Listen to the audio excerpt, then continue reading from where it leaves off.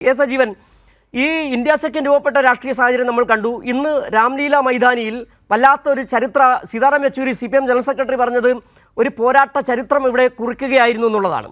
എങ്ങനെയാണ് അവർ അവിടെ എത്തിച്ചേർന്നതെന്നുള്ളതും എല്ലാ രാഷ്ട്രീയ പാർട്ടികളിലെ നേതാക്കന്മാർ ഒരുമിച്ച് കൈകോർത്ത് ഐക്യകാഹളം മുഴക്കിയത് എങ്ങനെയെന്നും രൂപപ്പെട്ടതെന്ന് നമ്മൾ കാണുകയും ചെയ്തു.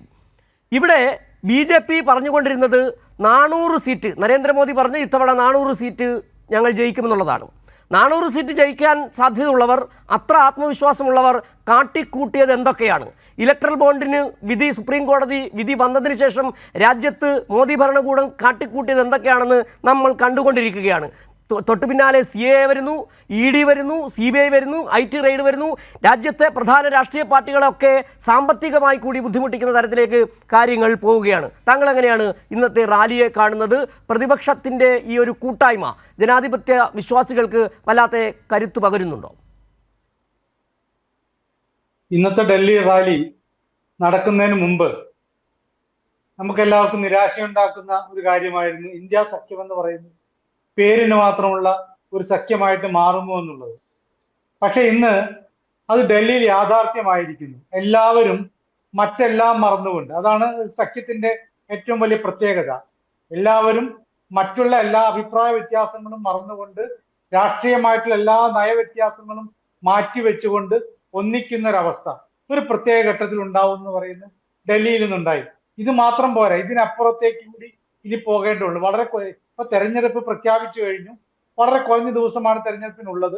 ഇതിനിടയിൽ ഇനി വളരെ ശക്തമായിട്ട് മുന്നോട്ടേക്ക് പോവുക മാത്രമാണ് ഏറ്റവും പ്രധാനമായിട്ടുള്ളത്.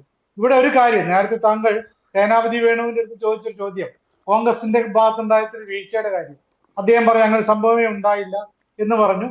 നിതീഷ് കുമാറിനെ കുറിച്ച് അദ്ദേഹം കുറെ അദ്ദേഹത്തെ ശരിയല്ല, അദ്ദേഹത്തിന്റെ നിലപാട് ശരിയല്ല എന്നൊക്കെ പറഞ്ഞു. പക്ഷേ ഈ ഇന്ത്യ സഖ്യത്തിന് തുടക്കം കുറിച്ച ആള് നിതീഷ് കുമാർ ആയിരുന്നു. ഞാൻ പറയാൻ കാരണം, ഇന്ന് ഡൽഹിയിൽ നമ്മൾ കണ്ടിട്ടുള്ള ഈ ഒരു ഐക്യപ്പെടൽ ഉണ്ടല്ലോ, ശരിയായ രൂപത്തിലുള്ള ഐക്യപ്പെടൽ, ഇത് കുറച്ചു മുമ്പ്, അതായത് ഇന്ത്യ സഖ്യം രൂപീകരിച്ച ആ ഘട്ടത്തിൽ തന്നെ ഉണ്ടായിരുന്നുവെങ്കിൽ നിതീഷ് കുമാർ ഇതിന്റെ മുഖ്യ കഥാപാത്രമായിട്ട്, മുഖ്യ നായകന്മാരിൽ ഒരാളായിട്ടുണ്ടാകുമായിരുന്നു.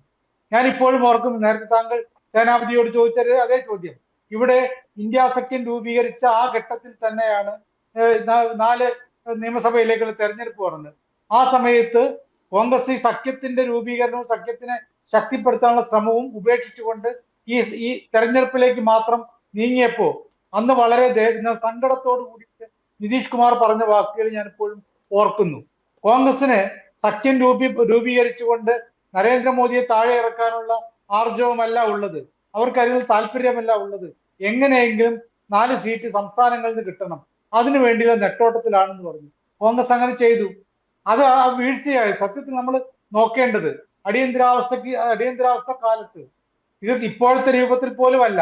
ഇതേ ബീഹാറിൽ നിന്ന്, നിതീഷ് കുമാറിന്റെ നാട്ടിൽ നിന്ന് അവിടെ ഉണ്ടായ വിദ്യാർത്ഥി പ്രക്ഷോഭമാണ് പിന്നീട് ക്രമേണ ജയപ്രകാശ് നാരായണന്റെ നേതൃത്വത്തിൽ ബീഹാറിലും പിന്നീട് മറ്റ് ഉത്തരേന്ത്യൻ സംസ്ഥാനങ്ങളിലൊക്കെ ശക്തി പ്രാപിച്ചിട്ട് ഇന്ത്യ മുഴുവൻ അലയടിച്ച് കേരളത്തെ മാറ്റിയെടുത്താം.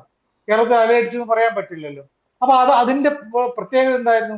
അന്ന് ഇപ്പൊ നേരത്തെ കൃഷ്ണദാസൻ ഒരു പ്രതിചോദ്യം ചോദിച്ചു. കാരണം നിങ്ങളിപ്പോ മാറ്റി, എന്തുകൊണ്ടാണ് കേരളത്തില് രണ്ടുപേരും ഒരേ ഐക്യത്തിലാണോ മത്സരിക്കുന്നതൊക്കെ? അതിന്റെ ആവശ്യമേ ഇല്ല. അക്കാലത്ത് പിന്നെ ജനസംഘവും ABVP-യും CPM എല്ലാവരും ഒറ്റ ലക്ഷ്യത്തിന് മറ്റെല്ലാം മാറ്റി വെച്ചുകൊണ്ട് മുന്നേറുകയായിരുന്നു. അതിന്റെ നേട്ടം ഉണ്ടായി 77 തെരഞ്ഞെടുപ്പിൽ. ഇപ്പോൾ ഇത് കുറച്ചുകൂടി നേരത്തെ ആയിരുന്നെങ്കിൽ വളരെ പ്രതീക്ഷ നൽകുന്ന ഒന്നായി മാറുമായിരുന്നു ജനാധിപത്യ വിശ്വാസികൾക്ക് എല്ലാവർക്കും.